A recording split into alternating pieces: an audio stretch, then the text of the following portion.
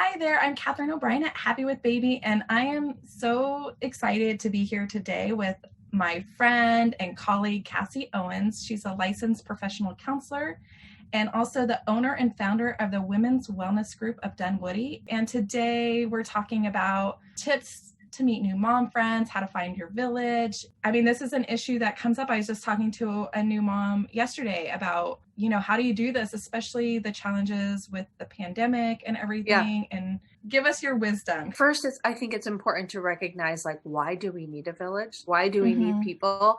And I think in general, when you think about life, it's better to do with people. It's better to have people in your life that you can share your experiences with, have people that you can share your joys with, that you can share your struggles with, and to lean on and to have support.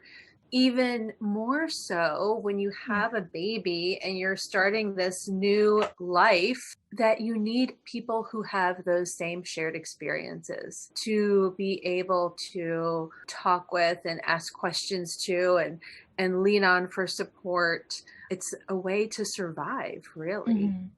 We talk about our village all the time. Well, and I think that's one of the hardest issues that comes up frequently for new parents is that we don't have that. We're kind of all in our own little homes doing our own little thing.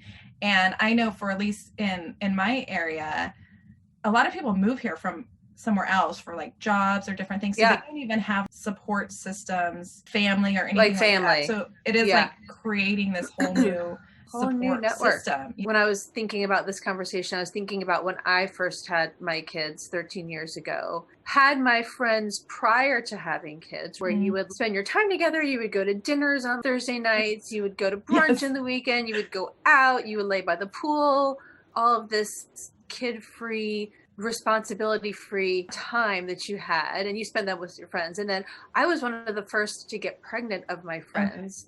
Yes, I still had a support system, and then I had this big network of friends, but no one was going through the same experiences. When I was home with my son, everyone's at work, going to the gym after work, still kind of living their lives. And I was like, who do I talk to? I feel so alone. And I have all these friends, but I feel so alone.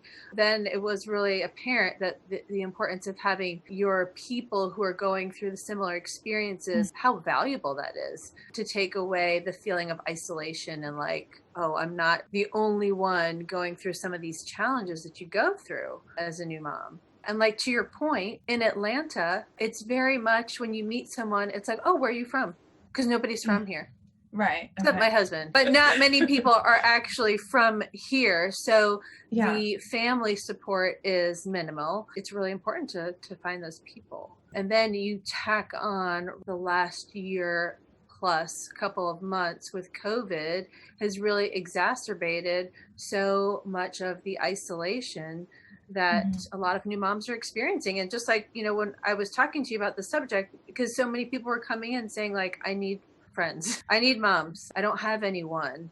And it's been extra hard this past year. Because we have been so disconnected. I've seen it having older kids as well.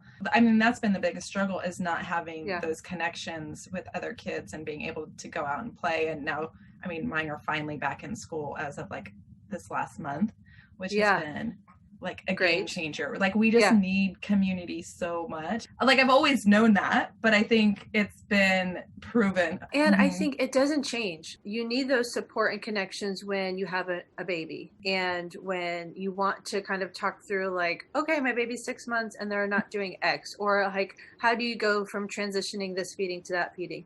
Then the toddler phase, you're why is my kid biting someone else? And someone else is oh, my kid does that too. And you're oh, okay, good. Oh, thank goodness. I'm not the only one. And then as they enter elementary school and the changes there to I mean, I can only speak up to 13 because my kids are 12 and 13. But even now, having my people who are going through this preteen, teenage years to kind of talk through all of the challenges. You always need your village. And it's harder when they're younger, but how do you find these people? Yes, that's a good question. How do you find that? The first thing, before I even kind of go into my 5 tips of where to find these people, I think especially for moms who would consider themselves introverted, you have to be open to the idea. And it's like putting yourself outside of your comfort zone a little bit. But when you're kind of like, this is terrible right now and I don't want to be alone, it's like, I have to be open to meeting new people.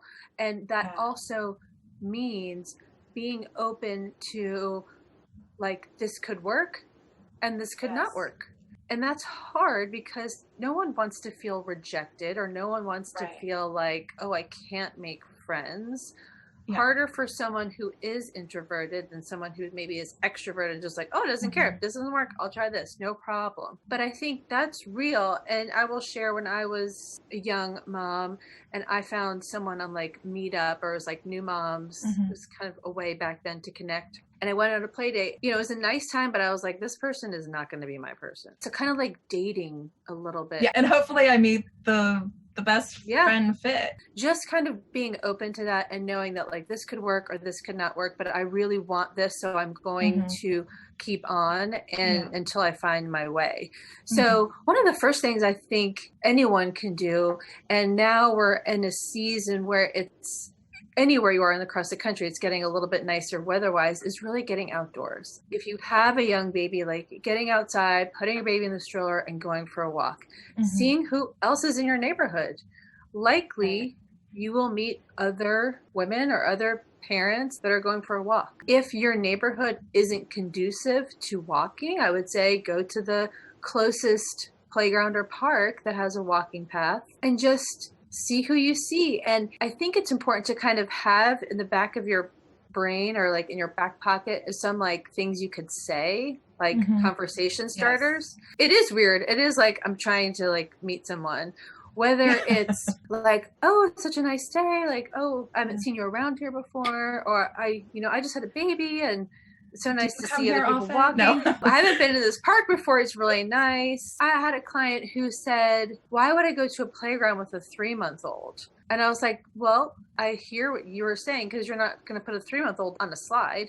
However, many women who have toddlers also have new babies. You know, it's just a way to kind of to find the people, find the other moms. Right. So kind of having some conversation starters, whether it's asking about their stroller, or saying, I've never been to this park before, it's really nice. Do you know of any others close by? Or really just being honest. Be like, hey, yeah, this is my first time out. I'm a new parent and I'm looking to meet people. Because you're not the only one that's doing it. You're not the only one. And I say this in session, like as a therapist, if it weren't for privacy, I would love to have like a board in my office where people can put their contact info, because so many women are looking for mom friends. First thinking of like, can I walk outside, in my neighborhood? When I had my son and I was trying to meet new people, my husband said, at 10 a.m. there's the buggy. He called it the buggy brigade. He's like, there's all these people walking their kids in their strollers at usually between 10 and 10:30 down our street. He's like, you can meet those people. As the weather is nicer and people are outside, going outside between that 10 and 11 time period, likely you're going to meet some people in between the naps. Trying that, number one. Number two is if your baby is at preschool or daycare. Now that's been hard this year, right? Because a lot of women who have said to me, well, my child is in daycare, but we're not allowed in. We can't go in because of COVID. So they have literally been like driving in, the teacher will come take the baby out, take their stuff out, and they haven't been able to go in. So that's been hard. So what I say to that is there's a couple of options. You can ask the daycare director or teacher of the class for parents' emails. And if they say, well, we can't because of privacy, then you create an email. You create something like, hey, it's the end of the year.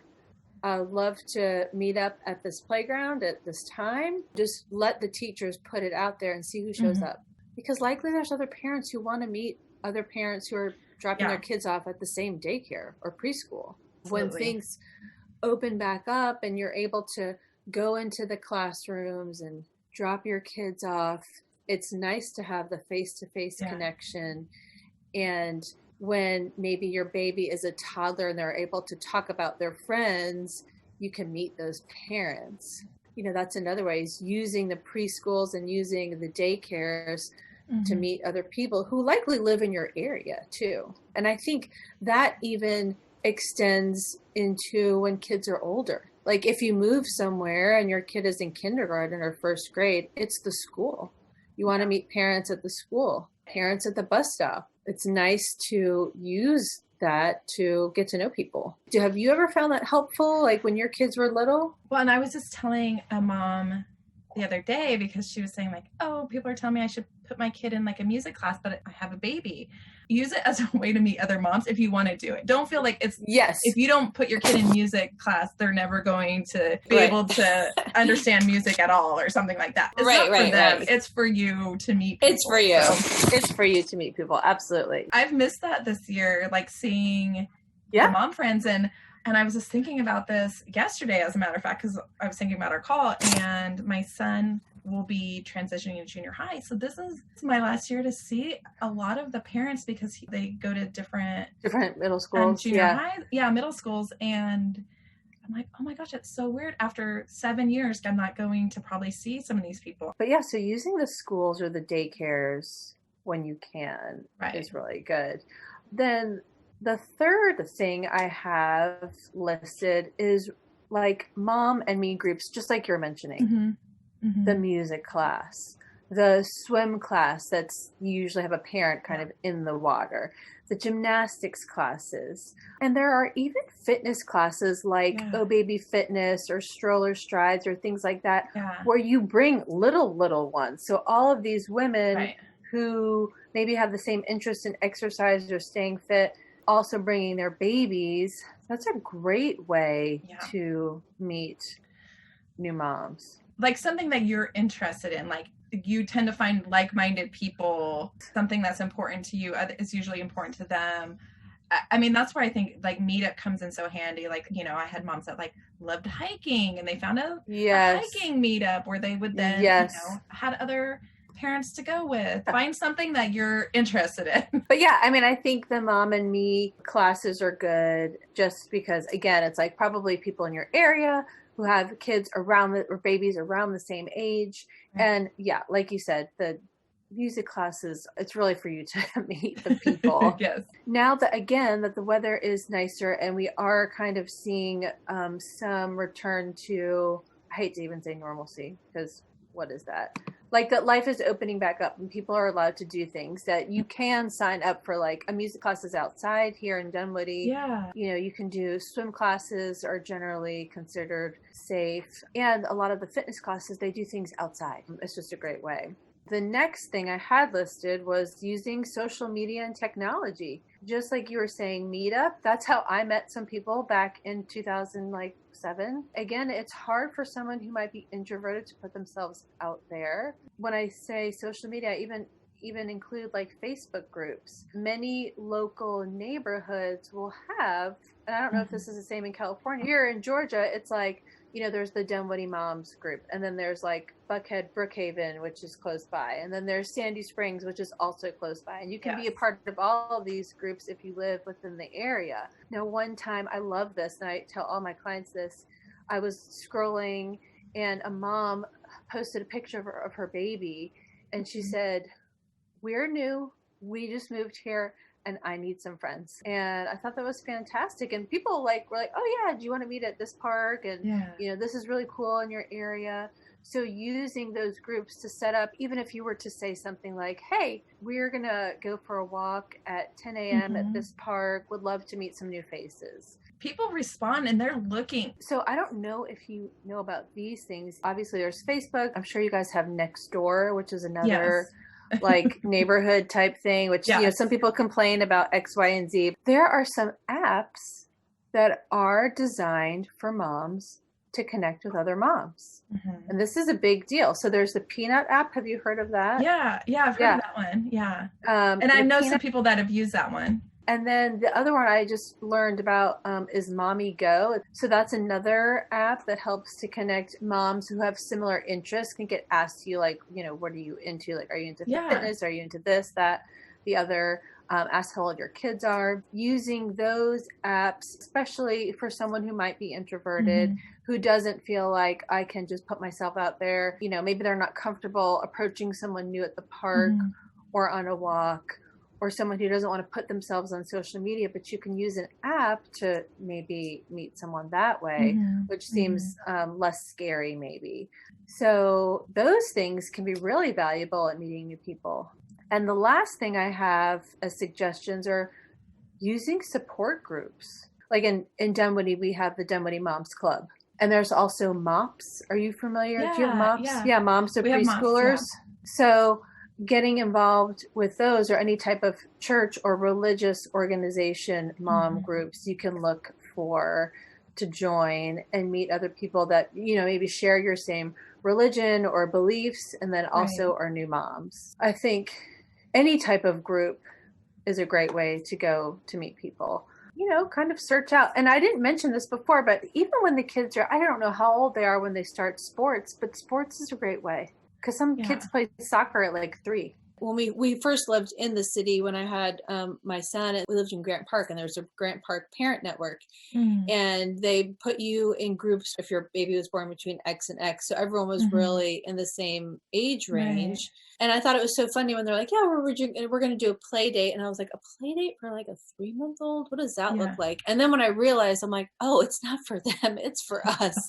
It's mom play dates. It's not for the kids. As they got older, it was like, oh, they're sitting up together or they're crawling together and we're having our time. Sometimes you have to search for it, but it's totally worth it. And I think to normalize too that like our mom friends that maybe you meet when our kids are little, going to like these different classes and stuff like that, change over time too. Recently, where their kids are getting older and going into school and feeling like, oh, I don't see these people anymore. Like, what's wrong with me? Like the seasons or whatever, gets used a lot. But I think there's different seasons for different parent support friends that we have and stuff like that. And it does change over time. Like I do have friends. I have one friend I've known since I was like 2. They've changed over the years. It's going to change even as for your kids too.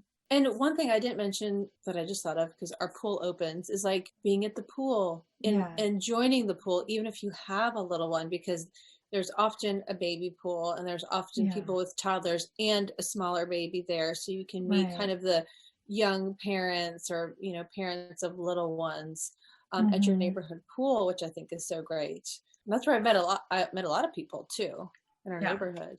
And it started like going to like a prenatal yoga class, like I went to, and then they had a postpartum class. It was super fun. And I do still talk to several of those moms. There are different ways. And sometimes you do have to put yourself out there and see kind of what fits with your personality. It's hard to go from, being isolated to finding your people, but it can also be so valuable in helping you feel connected. Having someone who you can lean on when you really need to lean on and talk through things, and then having your people when you want to celebrate something, when things go well. And again, just like life is better when you do it with other people. Well, Cassie, thank you so much for being here. Thank you for your tips. I learned a few things I hadn't even thought about or knew about, especially like that Mommy Go app. That sounds very interesting. Yeah.